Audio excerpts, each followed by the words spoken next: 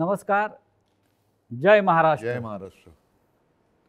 समोरून ज्या जोरदारपणे जय महाराष्ट्राची गर्जना झालेली आहे त्याच्यामुळे महाराष्ट्रातल्या आणि देशातल्या तमाम मराठी जनांना, हिंदू जनांना लक्षात आलं असेल माझ्यासमोर कोण बसला आहे. कारण जय महाराष्ट्र आवाज घुमवणारे बाळासाहेब ठाकरे, त्यानंतर उद्धवजी ठाकरे आज या स्टुडिओमध्ये आपल्याबरोबर उपस्थित आहेत. गेल्या 1 महिन्यापासून महाराष्ट्रात, देशात जे एक राजकीय वादळ निर्माण झाल्याचा भास निर्माण केले जातोय त्याचे संपूर्ण केंद्रबिंदू उद्धव ठाकरे आहेत. आणि ज्यांना प्रतीक्षा होती मोठ्या प्रमाणात की उद्धव ठाकरे कधी बोलतील या सगळ्या विषयावर आणि लोकांच्या प्रश्नांना थेटपणे कधी उत्तरं देतील, अशी बहुचर्चित आणि बहुप्रतीक्षित असलेली मुलाखत आज ते सामनासाठी देत आहेत. उद्धवजी, मी आपलं स्वागत करतो. फार नमनाला घडावर तेल न घालता थेट प्रश्नाकडे आपण येऊया. कारण गेल्या काही दिवसात महाराष्ट्रात आणि देशात ज्या घडामोडी घडवल्या जात आहेत त्याच्यामुळे महाराष्ट्राचं समाजमन अस्वस्थ आहे. आपण किती अस्वस्थ आहात किंवा आपली भूमिका पुढे काय आहे, यातून शिवसेना कशी पुढे जाईल, अशा अनेक प्रश्नांचं काहू या राज्याच्या मनामध्ये, जनतेच्या म्हणत नाही महाराष्ट्राच्या मनामध्ये मारलेलं आहे. पण तरीही मला आज तुम्ही खूप रिलॅक्स दिसताय उद्धव साहेब. म्हणजे मला याचं कारण समजत नाही की आज मी आपल्याला पाहतोय किंवा गेले काही दिवस पाहतोय आपल्या चेहऱ्यावर कोणताही तणाव दिसत नाही आणि आपण अत्यंत मोकळेपणाने इथं आलात आणि बोलताय. हे काय रहस्य आहे? हे रहस्य साहजिकच आहे. माझी माँ आणि शिवसेना प्रमुख बाळासाहेब यांच्याकडनं आलेले एक हे रसायन आहे. माँ म्हटल्यानंतर शांत, सौम्य, संयम, आणि साहजिकच आहे बाळासाहेब म्हटल्यानंतर वर्णन करण्याची आवश्यकता नाही आहे. आज जवळपास 1 वर्षानंतर आपण भेटतो आहोत. होय. मला आठवतं आहे गेल्या वर्षी या दिवसात जेव्हा आपली मुलाखत घेतली होती तेव्हा करोनाचा कहर हा वरखाली. त्या करोनामध्ये जे काय करता येणं शक्य होतं ते मी राज्याचा मुख्यमंत्री म्हणून आणि अभिमानाने सांगेन की माझ्या राज्याचा कुटुंब प्रमुख म्हणून मी केलं. त्याच्यानंतर आता पाहिलं असाल, कारण त्यावेळेला लॉकडाऊन होता, मंदिरं बंद होती, सणासुदींना बंदी होती. पण यावर्षी आपण पहिली पंढरपूरच्या वारी तिला परवानगी दिली म्हणण्यापेक्षा तिच्यामध्ये कोणताही अडथळा येऊ दिला नाही आणि जल्लोषात ती पार पाडली. म्हणजे पुन्हा एकदा सणासुदीला सुरुवात झालेली आहे. आता दहीहंडी येईल, गणपती येतील, नवरात्री येईल, दिवाळी येईल. पुन्हा एकदा आपल्या आयुष्यामध्ये उत्सव, उत्साह आणि आनंद याची सुरुवात झालेली आहे. एक मध्ये जणू काही पॉज बटन दाबलं गेलं होतं. आपल्या सगळ्यांच्या सहकार्याने आपण कोरोनातून आणि त्या संकटातून बाहेर पडलो. मला आनंद आहे. आत्ता आपण सुरुवातीला जे म्हटलं की एक वादळ आल्याचा आभास होतोय. वादळ म्हटल्यानंतर पालापाचोळा उडतो. तो पालापाचोळा उडतोय सध्या, आणि तो पालापाचोळा एकदा बसला की खरं दृश्य हे लोकांसमोर नक्कीच येणार आहे. मी शांत कसा, तर मला चिंता नाही आहे. चिंता माझी नाही आहे, शिवसेनेची तर बिलकुल नाही आहे. हां, थोडीफार जी आहे ती नक्कीच मराठी माणसांची आणि हिंदूंची आहेच, हिंदुत्वाची आहे. ह्याचं कारण हिंदू द्वेष्टे हे आपल्या घरातच आहेत. मराठी द्वेष्टे, मराठी माणसाची एकजूट तुटावी, फुटावी, हिंदूंमध्ये फूट पडावी. आणि जी मेहनत माननीय शिवसेना प्रमुखांनी हयातभर केली मराठी माणसाची एकजूट करण्यासाठी, हिंदुत्वाची, हिंदूंची एकजूट करण्यासाठी, ती आपल्याच काही कपाळकरंट्यांच्या हातनं तोडावी, मोडावी असा हा प्रयत्न केला जातोय. ती मला एक चिंता आहे. आणि म्हणून मी जे म्हटलं की हा पालापाचोळा सध्या उडतोय, कोण कुठे, हा इकडनं पालापाचोळा तिकडे जातोय, पुन्हा इकडे येतोय. ही जी गळणं गरजेची होती ती पानं ही उडतात. मी मागे एकदा माझ्या मनोगतात म्हटलं होतं की ज्या वेळेला मी वर्षामध्ये राहत होतो त्या वर्षामध्ये 2 झाडं ही आपल्या घराला लागूनच आहेत. एक आहे गुलमोहराचं आणि दुसरं बदामाचं. दोन्ही झाडं मी साधारणतः गेले 2-1 वर्ष बघतोय, ज्याला आपण पतझड म्हणतो. ती पानं पूर्ण गळून पडतात. पानगळ पानगळ म्हणतो. ती पानं पूर्ण गळून पडतात अशा काड्या राहतात. आपल्याला वाटतं अरे या झाडाला काय झालं, पण 2 ते 3 दिवसात पुन्हा नवीन कोंब येतात, अंकुर येतात. आणि मी बघितले 8 दिवसामध्ये 10 दिवसात ते बदामाचं झाड सुद्धा हिरवंगार झालं, गुलमोहर सुद्धा हिरवागार वा, झाला. वा. म्हणून जी सडलेली पानं असतात ती झडलीच पाहिजेत. ती झडतायत पानं, ती सडलेली पानं आहेत. म्हणजे आता पानं झडून पडतायत. आता सडलेली पानं झडतायत. ज्यांना त्या झाडाकडनं सगळं काही मिळालं, सगळा रस मिळाला, सगळं मिळालं म्हणून त्यांचा टवटवीतपणा होता, ती पानं सगळं झाडाकडनं घेऊन ती गळून पडतायत. आणि हे बघा कसं उघडं बोडकं झाले झाड, असं ते दाखवायचा प्रयत्न करतायत. पण दुसऱ्या दिवशी आपला माळीबुवा येतो, ती झाड सगळी पुन्हा ती पानगळ केराच्या टोपलीत घेतो आणि घेऊन जातो. आता ती प्रक्रिया सुरू आहे केळ्याच्या टोपलीत झडलेली सडलेली पानं टाकण्याचा. आता सुरू झाले, आता नवीन कोंब फुटायला लागलेले आहेत. आणि शिवसेना आणि तरुण युवा हे नातं हे शिवसेनेच्या जन्मापासूनचं आहे. नक्कीच, कारण वयाच्या 80 हां, मात्र एक आहे, अजूनही काही ज्येष्ठ शिवसैनिक ते येऊन भेटत आहेत, ज्यांनी बाळासाहेबांसोबत काम केलेलं आहे, पहिल्या पिढीचे ज्यांना म्हणू. आणि तो संघर्ष त्यांनी पाहिलेला आहे, संघर्ष केलेला आहे. त्यांना शिवसेना म्हणजे नेमकं काय ते कळलेलं आहे. त्यांना आत्तापर्यंत अनेकांना शिवसेनेकडनं काही मिळावं अशी अपेक्षाच नव्हती, आजही नाही आहे. पण ते येऊन आशीर्वाद देत आहेत. तुम्ही आता मगाशी वर्षाचा उल्लेख केलात, मलबार हिलवरचं वर्षा बंगला, मुख्यमंत्र्यांचं निवासस्थान. आणि मगाशी मी आपल्याला म्हटलं की आपण खूप रिलॅक्स दिसत आहे. पण मला असं दिसतं आहे की मलबार हिलवरून आपण परत मातोश्रीला आल्यावर जास्त रिलॅक्स झालं. जास्त माझं घर आहे ते. म्हणजे मी तुम्हाला एक सांगतो मुद्दामून, ह्या काही हे माझे अनुभव आहेत. जेव्हा माझी शस्त्रक्रिया झाली, 2 शस्त्रक्रिया झाल्या होत्या, तो एक अनुभव माझा वेगळा आहे. तो कधीतरी तो फार विचित्र अनुभवातून मी गेलो आणि ठीक आहे. पण त्यावेळेला जेव्हा ॲनेस्थेशियामधनं मला जागवलं, मुख्यमंत्री असताना, मुख्यमंत्री होतो ना, शस्त्रक्रिया झाली, ऑपरेशन थिएटरमधनं बाहेर ते ॲनेस्थेशियातून बाहेर आल्यानंतर काढताना मला डॉक्टरने विचारलं, सर कुठे जायचं, मातोश्री की वर्षा? मी पटकन म्हटलं मातोश्री. आणि मग डॉक्टरने सांगितलं, डॉक्टर मला तुम्ही गुंगीत सुद्धा विचारलं असतं ना ॲनेस्थेशिया दिल्यानंतर सुद्धा, तरी मी मातोश्री हेच उत्तर दिलं असतं. म्हणजे तुमची इच्छा नियतीने पूर्ण केली असं म्हणताय तुम्ही मातोश्रीत येण्याची? नियती ही म्हटलं तर असते, म्हटलं तर नसते. मुळामध्ये माझी वर्षामध्ये जाण्याची इच्छा होती का? हां, ह्याचा अर्थ ते आता मुख्यमंत्रीपद गेले म्हणून मी वाईट असं नाही, ते एक वैभव आहे. म्हणजे त्या मुख्यमंत्रीपदाचा वर्षाचा मी अजिबात अनादर करणार नाही. ती एक वेगळी वैभवशाली वस्तू आहे. महाराष्ट्राचं मुख्यमंत्रीपद हे मोठं वैभवशाली पद आहे, जबाबदारीचं पद आहे. त्याचं पूर्ण आदर ठेवून मी कधीच वैयक्तिक अशी स्वप्न बघितली नव्हती. पण त्यावेळेला जे घडलं ते आजच्या लोकांना, ज्यांना आपण विश्वासघातकी म्हणू, त्यांना ते पूर्ण माहिती आहे कसा पाठीत वार केला गेला आणि कोणत्या परिस्थितीत महाविकास आघाडीला आपल्याला जन्म द्यावा लागला. हो, पण तुम्ही इस्पितळात असताना, तुम्ही गुंगीत असताना तुमचं सरकार पाडण्याचा प्रयत्न होत होता. त्या विषयावर बोलू का?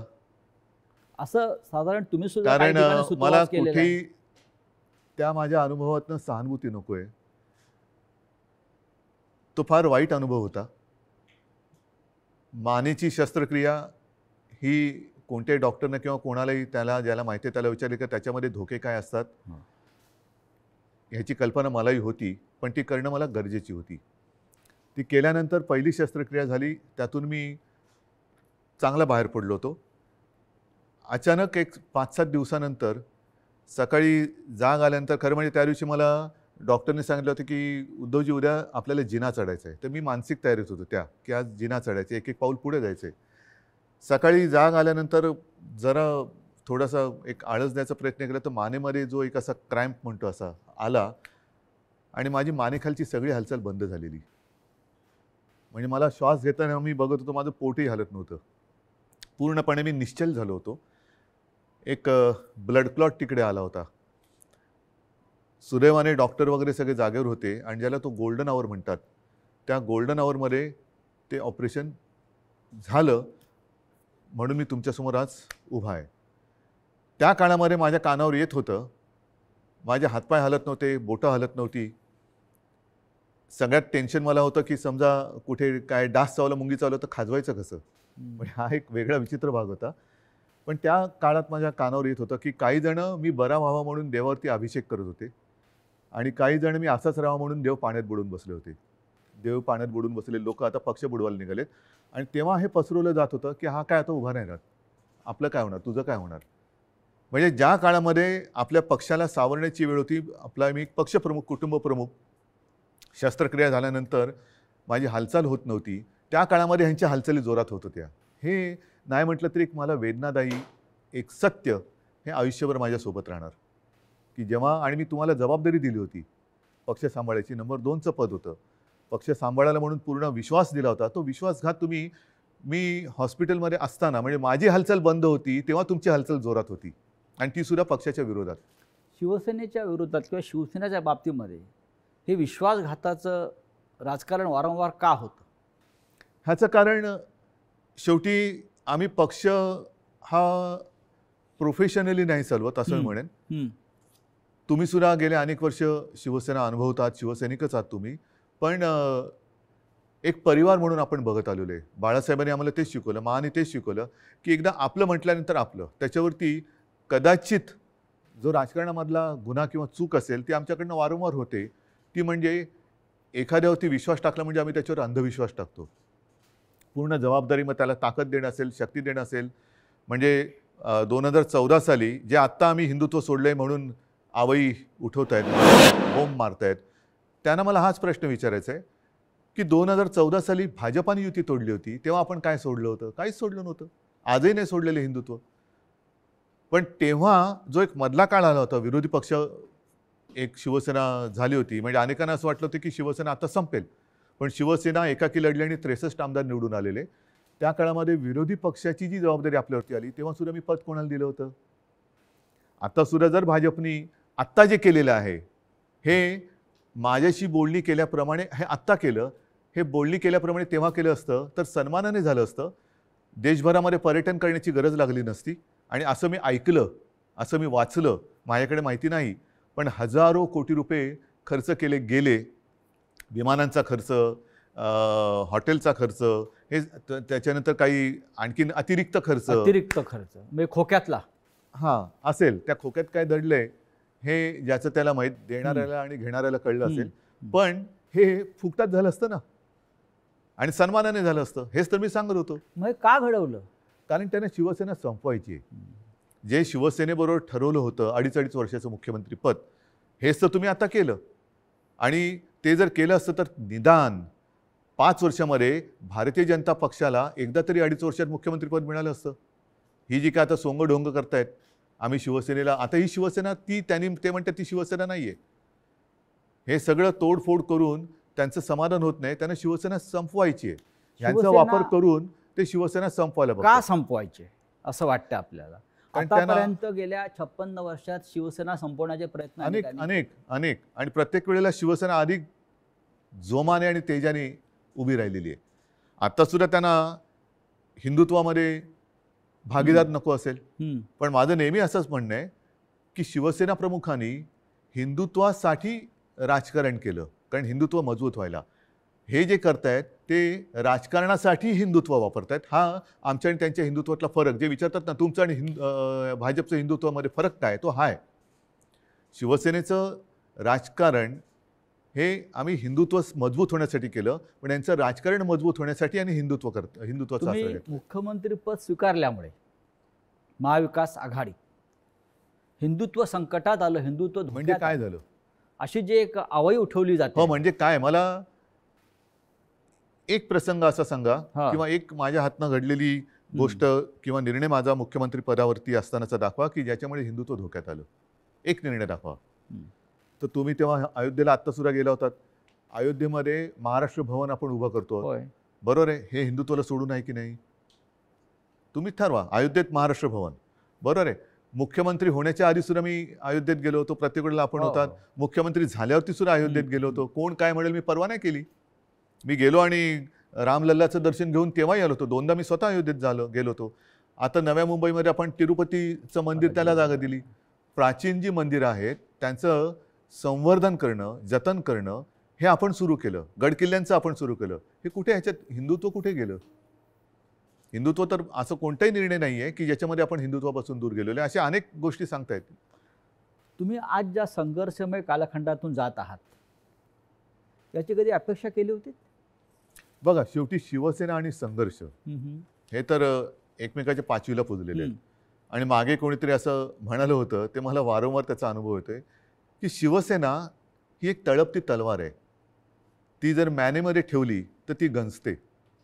त्याच्यामुळे ती तळपलीच पाहिजे. आणि तलवार तळपणं म्हणजे संघर्ष आलाच. अर्थात याचा अर्थ अर्थार्थी कोणी घेऊ नये की तलवारीने वार करा बिरा, असं नाही माझं म्हणणं. ही एक उपमा आहे. आणि त्याच्यामुळे संघर्षासाठीच तर शिवसेना जन्माला आली. त्यावेळेला मराठी माणसासाठी, भूमिपुत्राच्या न्याय हक्कासाठी शिवसेनेचा जन्म झाला. त्याच्यानंतर हिंदुत्वासाठी शिवसेना लढली. मग ते 92-93 साल असेल किंवा कधी असेल. त्याच्यामुळे शिवसेना आणि संघर्ष, जिथे अन्याय तिथे वार, हे शिवसेनेचं ब्रीदवाक्य आहे. ज्या ठाण्यानं शिवसेनेला पहिली ताकद दिली, म्हणजे शिवसेना प्रमुख बाळासाहेब ठाकरे आणि ठाण्यांचं एक भावनिक नातं होतं. एक पहिला भगवा झेंडा जो आहे हा ठाण्यात फडकला आणि बाळासाहेब अभिमानानं त्यांच्या संपूर्ण कालखंडात जीवनात त्या सांगत राहिले की ठाण्यानं मला पहिली सत्ता दिली. त्याच ठाण्यातून शिवसेनेला आव्हान उभं राहिलं. ठाणेकर सुज्ञ आहेत. हे जे पालापाचोळा जो आहे ते म्हणजे काय ठाणेकर नाहीत. ठाणेकर आणि ठाणेकर नागरिक, शिवसेनेचे ठाणे आणि ठाण्याची शिवसेना, हे जे नातं आहे ना, हे ह्या पालापाचोळ्याला तोडता नाही येणार. त्याच्यामुळे मी तर म्हणेन पूर्ण महाराष्ट्र आणि ठाणंसुद्धा, अर्थात त्याच्यात आलं मुंबईसुद्धा आली, सगळेजण निवडणुकांची वाट बघतायत. आणि म्हणून माझं मत हेच आहे की याच्या पुढे एक असा कायदा झाला पाहिजे की ज्यांना कोणाला युती करायची असेल त्या दोन्ही पक्षांचं, 3 पक्षांचं, 10 पक्षांचं जे काय कडवळ तुम्हाला करायचं असेल ते करा.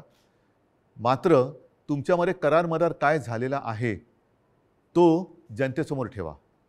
जागा वाटप किती होणार आहे, कोणत्या ध्येयावरती, धोरणावरती तुम्ही युती करणार आहात, काय पुढे करणार आहात, हे करा. म्हणजे काय झालं असतं, एक तर जे माझं आणि भारतीय जनता पक्षाचं ठरलं होतं ते जे आता आधी नाकारून आता त्यांनी ते केलं, हे आधी जनतेसमोर उघडपणाने आलं असतं. दुसरी गोष्ट, निवडणुकीनंतर जे काय त्यामुळे मला करावं लागलं, महाविकास आघाडीचा जन्म नसता झाला. तो महाविकास आघाडीचा जन्म आम्ही दिला तेव्हासुद्धा तुम्ही बघितलं की आम्ही शपथ जी मी घेतली ती शिवतीर्थावरती घेतली. छत्रपती शिवाजी महाराजांच्या पुतळ्याच्या आणि बाळासाहेबांचं स्मारक आहे तिकडे, त्या साक्षीने घेतली. हजारो लाखो लोक आणि शिवतीर्थ हे भगवं पूर्ण फुलून गेलं होतं, ओसांडून वाहत होतं पूर्ण. म्हणजे जर लोक नाराज असतील तर तिकडे कोणी आलं नसतं. पण तरी देखील माझं मत असं आहे की आता निवडणुका घ्या. जर आम्ही महाविकास आघाडी स्थापन करून चूक केली असेल तर लोक आम्हाला घरी बसवतील. आणि जर भारतीय जनता पक्षाने माझं, कारण शेवटी जनता मला ओळखते, नाही म्हटलं तरी आता आमची 6वी पिढी ही महाराष्ट्राच्या जनतेसाठी काम करते. 6वी पिढी, त्याच्या आधीच्या पिढ्यासुद्धा होत्या. पण एक तर लोक त्यांना घरी बसवतील त्यांनी चूक केली असेल तर, जो करार त्यांनी आमच्याशी केला होता तो तोडला म्हणून, नाहीतर आम्ही पाप केलं म्हणून आम्हाला घरी बसवतील. होऊ द्या जनतेच्या कोर्टात फैसला, माझी तयारी आहे. पण या सगळ्या कालखंडामध्ये कधी नव्हे तो एक आघोरी प्रकार होतो आहे जो महाराष्ट्रात कधीच झाला नव्हता. तो म्हणजे कोणीतरी संपूर्ण शिवसेना हायजॅक करण्याचा प्रयत्न करत आहे. कारण त्यांना पर्याय नाही आहे. कारण नीट लक्षात घ्या, हा महत्त्वाचा प्रश्न आहे, एक बारकाव लक्षात घ्या. जे काय थोडंफार कायद्याचं ज्ञान मी लोकांशी बोलून, कायदेतज्ञांशी बोलून समजून घेण्याचा प्रयत्न केलेला आहे, त्यातून सांगतो की पूर्वी 2/3 ही सदस्य संख्या झाली का वेगळा गट स्थापन करता येऊ शकत होता. आता तो कायदा गेला. आता हे जे बाजूला झाले ते भले 2/3 असतील किंवा आणखीन काहीतरी असतील, त्यांना वेगळा गट स्थापन करता येत नाही. हे कायदेतज्ञांनी सांगितलेलं आहे. मी कायदा लिहिलेला नाही, मी कायदा वाचलेला नाही. मी घटनातज्ञांनी ज्यांनी त्याचा अभ्यास केला त्यांनी सांगितलेली मतं ऐकून आणि त्यांच्याशी बोलून सांगतोय. म्हणजेच काय की ह्या गटाला कुठल्या ना कुठल्या तरी पक्षामध्ये विसर्जित किंवा सामील व्हावं लागेल ह्या गटाला. मग त्यांच्यासमोर पर्याय काय आहेत, एक तर भाजपात जावं लागेल, नाहीतर दुसरे सपा आहेत, MIM वगैरे असे जे काही छोटे छोटे पक्ष आहेत त्यांच्यात जावं लागेल. आणि हे जर का कुठल्या पक्षात गेले तर भारतीय जनता पक्षाचा ह्यांना जो उपयोग करून घ्यायचा आहे तो उपयोग संपेल. कारण त्यांची ओळख त्यांना ती द्यावी लागेल की आता आम्ही भाजपात गेलो, आता आम्ही समाजवादीत गेलो, आता आम्ही बच्चू कडूंच्या पक्षात गेलो. तर म्हणून ते एक भ्रम निर्माण करतात की आम्ही म्हणजेच शिवसेना. जे मधल्या काळामध्ये एक क्लिप फिरली बघा, असं माझ्या काळात कधी झालं नव्हतं. माझ्या बाजूला उपमुख्यमंत्री अजितदादा पवार बसायचे, पण त्यांनी कधी माझा माईक नव्हता खेचला. काही वेळेला त्यांना अधिक त्यांच्याकडे माहिती असायची, अर्थसंकल्प किंवा काय, तर मी त्यांना सांगायचो की दादा तुम्ही उत्तर द्या. पण माझ्याकडनं कोणी माईक नाही खेचला. माईक कारण खेचणं तुम्ही ठाकरे आहात. तो तर भाग झालाच, पण एक आमच्या महाविकास आघाडीमध्ये एक समन्वय. सभ्यता होती, सभ्यता होती. सभ्यता होती आणि समन्वय होता. असो, त्याच्यावरती नंतर बोलायचं तर मी बोलेन. पण त्याच्यामध्ये जे उपमुख्यमंत्री बोलले की हे म्हणजे शिवसेना, म्हणजेच त्यांचा डाव असा आहे की शिवसैनिकांमध्येच लढाई लावायची, शिवसेना खतम करायची. एकदा का काम संपलं की पालापाचोळा तुम्ही जे मगाशी म्हणालात तो टोपलीत भरला की नेऊन टाकायचा. पण त्यांचा अशी योजना होती की बाळासाहेब ठाकरेंनंतर ही शिवसेना परत खतम करायचीच त्यांचं स्वप्न होतं. पण बाळासाहेबांनंतर तुम्ही शिवसेना उभी केली. त्यांच्या पोटात तेच दुखतंय. त्यांना शिवसेना आणि ठाकरे वेगळे करायचे, जसं गांधी आणि काँग्रेस वेगळी गांधी आणि करायची. काँग्रेस. आणि त्यांच्यात एक तुम्ही बघा, मला टीकात्मक केवळ बोलायचं म्हणून मी बोलत नाही, पण दुसरे जे आता सरदार वल्लभभाई पटेल, सुभाषबाबू, तसं बाळासाहेब, हे स्वतःचेच म्हणून आता लोकांसमोर आणायचं.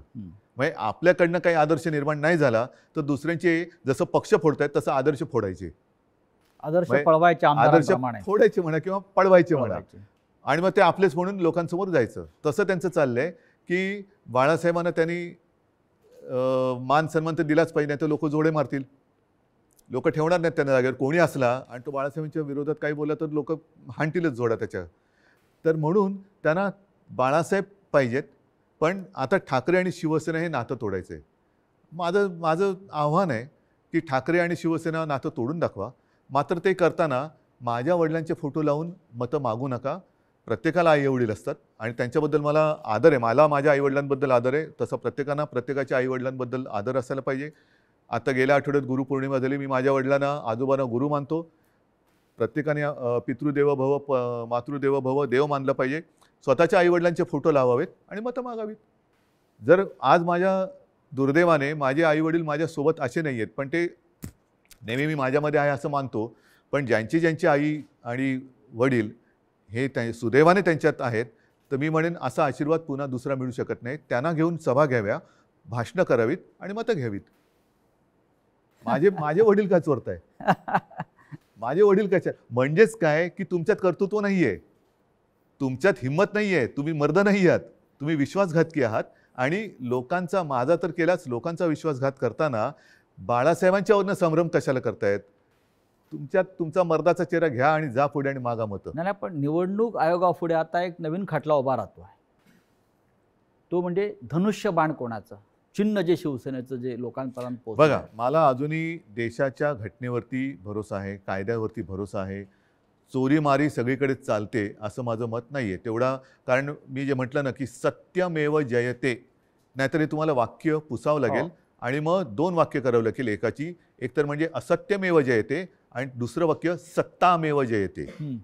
त्याच्यामुळे सत्तामेव जयते पुढे तुम्ही असत्य घेऊन जर का करणार असाल तर ते काही लोक खपून नाही घेणार. आज वेळ अशी आणलेली आहे, हे दुर्दैव आहे महाराष्ट्राचं म्हणतो, की ठाकरेंना पुरावे द्यावे लागतात शिवसेना खरी किंवा खोटी. नाही, लोक वाट बघतायत निवडणुकांची. म्हणजे आम्हाला पुरावा द्यायची गरज नाही. लोक म्हणतात की आम्हाला निवडणुका येऊ दे, ध्यानच पुरून टाकतो. बरं, जनताच पुरावा देईल. जनताच त्यांना पुरून टाकेल राजकारणामध्ये. आज जी फूट दिसते शिवसेनेत, अशा प्रकारची फूट याआधी राणे भुजबळांनाही पाडता आली नव्हती. असं का घडलं? ज्यांना मी अधिकार दिले होते, ज्यांना मी म्हणजे त्यावेळेला लोक माझ्या तोंडावर नव्हती बोलत, पण मला कुजबूज आहे की अरे काय मुख्यमंत्री, नगरविकास खातं मुख्यमंत्र्याकडे असायला पाहिजे, मलईदार खातं आहे म्हणतात. मला मलाई बिलई खाण्यासाठी मी गेलो नव्हतो. मी माझ्याकडे जी खाती ठेवली होती ती एक GAD, ज्याला सामान्य प्रशासन म्हणतात, न्याय व विधी. IT मध्ये मला खरंच काहीतरी एक तंत्रज्ञानाचा उपयोग सगळ्या खात्यांसाठी काहीतरी करता येईल का, हा एक माझा विषय होता. राजीव गांधींनी एक क्रांती केली होती, तसा एक विषय होता. आणि त्याच्यानंतर काही काळ एका दुसऱ्या मंत्र्यांनी दिवे लावले म्हणून त्यांचं खातं माझ्याकडे थोडे दिवस मला ठेवावं लागलं होतं. नक्की काय चुकलं असं वाटतं? चूक माझी आहे आणि ती मी पहिल्याच माझ्या फेसबुक लाईव्हमध्ये कबूल केलेली आहे. गुन्हा माझा आहे. तो म्हणजे मी यांना परिवारातले समजून यांच्यावरती अंधविश्वास ठेवला. तुमचं मुख्यमंत्री होणं चुकलं? मला 2 गोष्टी आहेत. समजा मी मुख्यमंत्री त्यावेळेला यांना केलं असतं, हां. यांनी वेगळं आणखीन काय केलं असतं? कारण यांची भूकच भागत नाही. यांना मुख्यमंत्रीपद पण पाहिजे आणि आता पक्षप्रमुख म्हणजे शिवसेना प्रमुख व्हायचे. शिवसेना प्रमुखांबरोबर स्वतःची तुलना करायला लागलात. म्हणजे हे जे आहे ना, ही राक्षसी महत्वाकांक्षा आहे आणि ह्याला हावरटपणा म्हणतात. हाव म्हणजे एक दिलं तरी तुझं तेही माझं, माझं तेही माझं, तुझं तेही माझं, ह्याचं तेही माझं, त्याचं तेही माझं, माझं ते माझं, तुझं तेही माझं इथपर्यंत होतं. आता ह्याचंही माझं आणि त्याचंही माझं इथपर्यंत त्यांची हाव गेलेली आहे. या हावरटपणाला सीमा नसते. की महाविकास आघाडीचा प्रयोग चुकला? महाविकास आघाडीचा प्रयोग जर का चुकला असता तर लोकांनी उठाव केला असता. लोकांनी, जनतेने केला असता. तसं नाही झालं. जनता ही आनंदी होती कारण आल्याच आम्ही पहिल्यांदा शेतकऱ्यांना कर्जमुक्त केलं होतं. हां. त्याच्यानंतर करोना काळामध्ये मी अभिमानाने सांगेन, संपूर्ण माझ्या मंत्रिमंडळातील सहकाऱ्यांनी, प्रशासनाने आणि जनतेने उत्तम सहकार्य केलं. म्हणून आणि म्हणूनच ज्या पहिल्या 5 मुख्यमंत्र्यांमध्ये माझं नाव आलं, ते मी नक्कीच. माझं नाव नाही मानत, ते जनतेचा मी प्रतिनिधी म्हणून ते नाव आलं होतं. जर समजा यांनी सहकार्य नसतं केलं तर कोण होतो मी? मी कोण होतो? मी एकटा काय कर बरं, मी तर घराच्या बाहेरही पडत नव्हतो कारण घराबाहेर पडायचं नाही हेच मी लोकांना सांगत होतो. जाऊन पण घोळके करा. फुटीरांचा आक्षेप त्याच्यावरच आहे. जे फुटून गेले आहेत त्यांचा आक्षेप असा आहे की आपण घराबाहेर पडला नाहीत, आपण मंत्रालयात गेला नाहीत, आणि आपण त्यांना भेटला नाहीत. तरी सुद्धा घराबाहेर न पडता सुद्धा देशातल्या सर्वोत्तम 5 मुख्यमंत्र्यात नाव का आलं माझं? कारण त्यावेळेला ती परिस्थिती तशी होती. मी स्वतः सांगत होतो घराबाहेर पडू नका आणि लोक ऐकत होते. मी जर का घराबाहेर आजही पडलो आणि केव्हाही पडलो तरी शिवसेना प्रमुखांच्या, माझ्या पूर्वजांच्या आशीर्वादामुळे गर्दी होतेच. म्हणजे मग काय झालं असतं? लोकांसांगे ब्रह्मज्ञान आणि स्वतः कोरडे पाषाण.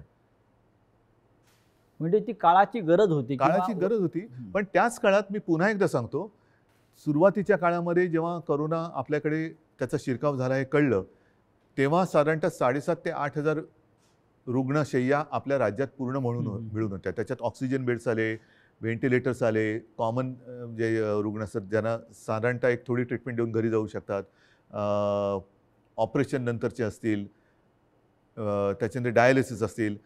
पहिल्या लाटेत आपण ते साधारणतः 8,000 जर का धरले तर ते 3.5 लाखावरती नेले होते. हे घर बसल्या. हॉस्पिटलमध्ये बेड्स नव्हते, रुग्णवाहिका नव्हत्या. कोणी कशा केल्या त्या? कोरोनाच्या टेस्टसाठी आपल्या राज्यात फक्त 2 प्रयोगशाळा होत्या. एक कस्तुरबामध्ये, दुसरे NIV एक पुणे. त्या आपण 600च्या वर केल्या घरी बसून. पण त्याच्याविषयी 50 आमदारांना कौतुक नाही आहे. त्यांना तुम्ही निधी दिलेला नाही म्हणतायत आणि तुम्ही हिंदुत्व सोडलं असं म्हणतायत. त्याच्यामुळे ते सोडून गेले. तुम्ही महाराष्ट्रासाठी जे काय केलेलं आहे, करोनाच्या संकटातून राज्याला वाचवलेलं आहे, लोकांना जीवदान दिलेलं आहे. महाराष्ट्रामध्ये नद्यातून प्रेतं वाहून तुम्ही दिली नाहीत. त्याचं त्यांना शल्य असेल की असं नाही झालं, हे चुकीचं झालं असं त्यांच्या मते असेल. आणि महाराष्ट्राच्या जनतेला हा मुख्यमंत्री आपल्या कुटुंबातल्या घटक वाटत होता, आपला परिवारातला भाऊ, मुलगा. त्याच्यामुळे मला ह्या विश्वासघातकांना माझ्याबद्दल काय वाटतं ह्याची चिंता नाही आहे. मला माझ्या महाराष्ट्रातल्या जनतेला, मी त्यांच्या कुटुंबातला वाटतो. ह्याच्यात असं भाग्य हे फार क्वचित कोणाच्या नशिबी येतं. ते मला नाही वाटत ह्यांच्या नशिबी आलं असेल. कारण ह्यांच्या डोक्यावरती जरी काही पदं आता मिळाली, कारण अजूनही हम तुम एक कमरे में बंदो असं यांचं मंत्रिमंडळ आहे, त्याच्यामुळे त्याचा विस्तार कधी होणार आहे माहिती नाही. पण हे मंत्री जरी किती झाले तरी कपाळावरती जो घाताचा शिक्का बसलाय तो नाही पुसता येणार. तुम्हाला असं वाटत नाही का की जे तुम्हाला सोडून गेलेले आहेत मोठ्या प्रमाणात त्यांनाच तुम्ही सर्वाधिक दिलेलं आहे आणि ज्यांना मिळालं नाही किंवा ज्यांना कमीत मिळालं ते आपल्याबरोबर राहिले? मला हेच म्हणायचं, ही शिवसेनेची ताकद आहे. शिवसेनेची ताकद काय की सामान्यांना बाळासाहेबांनी असामान्यत्व दिलं. आता पुन्हा एकदा या सामान्यातून असामान्य लोक घडवण्याची वेळ आलेली आहे. आणि म्हणून मी माझ्या तमाम शिवसैनिकांना आणि माझ्या माता भगिनींना, बांधवांना विनंती करतो की चला परत उठा, आता पुन्हा एकदा सामान्यांना असामान्य बनवूया. कारण हे साधी लोक होती आणि ह्यांना ती चूक, मी पुन्हा तेच म्हणेन की ही चूक माझी आहे की त्यांना ताकद दिली. पण त्या ताकदीने ते उलटा वार नुसता नाही केला, तर राजकारणामध्ये ज्या आईने जन्म दिला त्या आईला गिळायला निघालेली अवलाद आहे. नुसतं आईवरती वार करणारे आपण म्हणत होतो तशी नाही आहे. ही राजकारणात ज्यांनी यांना जन्म दिला त्या आईला म्हणजे शिवसेनेला गिळायला निघालेली अवलाद आहे. ज्या पण तेवढी ताकद हो, त्यांच्यामध्ये नाही आहे, कारण शेवटी आई ही आई असते. नक्कीच. तुम्ही आईचा उल्लेख केलात. कालपर्यंत हे सगळे लोक या शिवसेनेला आपली आईच मानत होती. तुमच्याबरोबर वर्षावरती अनेकांना मी बसलेले बघितले शेवटच्या क्षणापर्यंत. हो, पण आत्ताच तुमचा आधीचा प्रश्न काय होता की मी यांना भेटत नव्हतो. तुम्हाला भेटून ते कधी सुरतला गेले, कोण गोव्याला गेलं, कोण गुवाहाटीला गेलं. 50 खोक्यांची इतकी ताकद असू शकते जी निष्ठा विकत घेऊ जाऊ शकते? निष्ठा नाही विकली जात. विकली जाते ती निष्ठा नसतेच.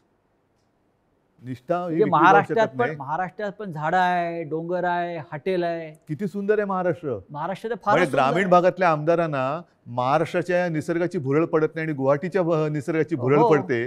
म्हणजे मला कळतच नाही, मग तुम्ही महाराष्ट्राच्या मातीत कसे काय जन्माला आलात? ज्या महाराष्ट्राच्या मातीत जन्माला आलात त्या मातीची तुम्हाला ओढ नाही, प्रेम नाही, त्या मातीची तुम्हाला कधी वैभव दिसलं नाहीये काय? मी स्वतः कलाकार आहे. मी माझ्या त्याच्यावरनं सुद्धा त्यावेळेला चेष्टा झाली होती. पण मी गडकिल्ल्यांची फोटोग्राफी केलेली आहे, पंढरपूरच्या वारीची केलेली आहे. आणि त्यावेळेला तुम्ही महाराष्ट्र बघितला, एवढा त्या पावसाळ्याच्या सुमारास मी सगळी फोटोग्राफी केलेली, एवढा नटलेला थटलेला आणि छान काय काय दऱ्या खोऱ्या एवढ्या फुलांनी बहरून जातात. तुम्हाला आम्ही तर शहरी बाबू, तुम्ही ग्रामीण भागातले, तर ग्रामीण भागात राहून तुम्हाला महाराष्ट्राचं सौंदर्य दिसत नाही, त्याचं वर्णन करावं असं कधी वाटलं नाही. आणि डायरेक्ट गुवाहाटी, मी गुवाहाटी का वाईट नाही म्हणत, प्रत्येक प्रदेश चांगला आहे, पण ह्यांना हे काय मातीसाठी करणार? इतिहास काळापासून दिल्ली आणि महाराष्ट्राचा कायम झगडा आहे. मग औरंगजेब, छत्रपती शिवाजी महाराज असतील, संभाजी महाराज असतील, दिल्लीने महाराष्ट्रावर सतत पाठीमागून वार केले किंवा महाराष्ट्र संपवण्याचा प्रयत्न केला. कारण काय? हे आणि आता आजही तेच चित्र आहे ह्याच्या मुळाशी जाण्याची आता गरज की वाटते की आजही शिवसेनेचा सूड घेण्यासाठी ते बाळासाहेब ठाकरेंच्या अस्तित्वाला सुरुंग लावत आहे. मान्य, पण ह्याच्या मुळापर्यंत जायची गरज आहे. कारण जोपर्यंत ते दिल्लीत गेले नव्हते तोपर्यंत बाळासाहेब ठाकरेच यांना जपत आले होते. बाळासाहेबच यांना वाचवत आले होते आणि वाचवलं होतं एका हिंदुत्वाच्या ध्यासापायी, वेडापायी. मग दिल्लीत बसल्यावरती असं त्या दिल्लीच्या खुर्चीला काय असं वेगळा काय स्प्रे मारला की काय झालं की तुम्हाला ज्यांनी जपलं त्यांनाच तुम्ही संपवायला निघालात? ज्या शिवसेनेनी बाबरीची जबाबदारी तेव्हा घेतली होती शिवसेना प्रमुखांनी, त्या शिवसेनेला तुम्ही हिंदुत्व सोडलं म्हणून संपवायला निघालात. बरं, आम्ही काँग्रेसबरोबर गेलो म्हणून तुम्ही म्हणता हिंदुत्व सोडलं. मग मुफ्ती महमद आणि मेहबूबा मुफ्तीबरोबर तुम्ही गेला होतात, ते काय होतं? काय सोडलं होतं तुम्ही? मग तेव्हा तर आम्ही आता तुम्हाला वाटतं हिंदुत्व सोडले, जे सोडलं नाही, पण तेव्हा तुम्ही लाच सोडली होतीत ना. काय मेहबूबा मुफ्ती आज सुद्धा वंदे मातरम म्हणतात की भारत माता की जय बोलतात? हे माहिती असून सुद्धा तुम्ही मला हे त्यांनी एकदा सांगितलं होतं की तिकडे निवडणुका घेऊन दाखवा, असं अतिरेक्यांनी आव्हान दिलं. म्हणून आम्ही निवडणुका घेऊन दाखवल्या, सरकार बनवून दाखवा म्हणून आम्ही त्यांच्याबरोबर सरकार बनवून दाखवलं. पण सरकार बनल्यानंतर मला वाटतं मुफ्ती महमद सईदनी अतिरेक्यांचा आणि पाकिस्तानला त्यांनी धन्यवाद दिले होते काश्मीर खोऱ्यात शांततेत निवडणुका होऊ दिल्यामुळे. मग कोणाला काय दाखवलं तुम्ही? कोणाला काय दाखवलं? म्हणजे बरं, आता सुद्धा ते बिहारमध्ये जे बसलेत नितीश कुमार बरोबर, नितीश कुमार हिंदुत्ववादी आहेत का? कारण मला जे आठवतं त्याच्याप्रमाणे त्यांनी एकदा संघमुक्त भारत असा नारा दिला होता. संघमुक्त भारत असं शिवसेनेने कधी दिला नाही. राम मंदिराच्या प्रश्नावर रामविलास पासवान एनडीएतून बाहेर पडले होते, तरी ते त्यांना प्यारे होते. हो. आम्ही तो उलट म्हणत होतो की विशेष कायदा बनवा. 5 वर्ष 7 वर्ष झाली तरी ते विशेष कायदा बनवून राम मंदिर बनवू शकले नाही. ते न्यायालयाने निकाल दिला. या देशातला समस्त विरोधी पक्ष आणि प्रादेशिक पक्ष संपवले जातात आणि मित्र पक्ष पण, आणि हा मित्र पक्ष. असं तुम्हाला काय दिसतंय का? कारस्थान किंवा अशा प्रकारचं सुडाचं बघा, मला असं राजकारण? वाटतं हा ज्याचा त्याचा प्रश्न आहे. जे आता सरन्यायाधीश बोललेत मध्ये, ओझर तर मी वाचलं की आपल्या देशात विरोधी पक्षाला शत्रू समजू नका. विरोधी पक्षांनी सुद्धा जबाबदारीने वागलं पाहिजे आणि सत्ताधारी पक्षांनी सुद्धा जबाबदारीने वागलं पाहिजे. मी जो काही 2.5 वर्षात अनुभव घेतला मुख्यमंत्री म्हणून, मी विरोधी पक्षांना काही वेळेला मी स्वतः आवाहन केलं की सरकार म्हणून आमचं समजा जर काही आम्ही कुठे कमी पडत असू, आमचं काही चुकत असेल, तुम्ही आमच्या नजरेत आणून द्या. नजरेत आणून द्या. हे काम विरोधी पक्षाचं आहे, कारण ते सुद्धा शेवटी लोकप्रतिनिधी असतात. त्याच्यामुळे सशक्त लोकशाहीसाठी आणि महाराष्ट्राची विरोधी परंपरा पक्ष आहे ती. हा सुद्धा तेवढा सुसंस्कृत पाहिजे, संवेदनशील पाहिजे, आणि तेवढाच किंवा त्याच्याहून थोडा जास्त हा सत्ताधारी पक्ष संवेदनशील पाहिजे आणि सुसंस्कृत पाहिजे. आता हा संवेदनशीलता आणि सुसंस्कृतपणा ही कुठेतरी रसातळाला जायला लागले असं वाटते. कशामुळे? पिढ्या बदलत आहेत आणि सत्तेची हाव. आता काय झालेलं आहे, फास्ट फूडचा जमाना आलेला आहे. हा, तुम्ही फोन केला की 10 मिनिटात, 15 मिनिटात, 20 मिनिटात पार्सल आलंच पाहिजे. तसं मी पक्षात गेलो की मला थोडे दिवसात काहीतरी मिळालंच पाहिजे. नाही गेलं तर माझ्याकडे दुसरा आहे. या देशामध्ये विरोधी पक्षच राहू नये. मग राज्यामधले शिवसेनेसारखे प्रादेशिक पक्ष असतील किंवा राष्ट्रीय पातळीवरचे काँग्रेससारखे पक्ष असतील, आणि त्यांना संपवण्यासाठी साम दाम दंडभेद ह्यातनं काय साधलं जाणार? म्हणजे केंद्रीय तपास यंत्रणांचा ईडी असेल, सीबीआय असेल, ह्यातनं साधणार काय? यांचा जो गैरवापर सुरू आहे. शेवटी जनता ही सार्वभौम आहे, आणि तुम्ही बघितलं असाल की जनतेच्या मनाविरुद्ध एखादा निर्णय गेला तर जनता थांबत नाही, ती रस्त्यावरती उतरते. आपण जो संवाद जनतेशी साधत आहोत, मला असं वाटतं जनतेच्या सगळ्या प्रश्नांना आपण भरभरून उत्तरं देत आहे, मनापासून बोलताय. हा संवाद आपण असाच कायम ठेवू.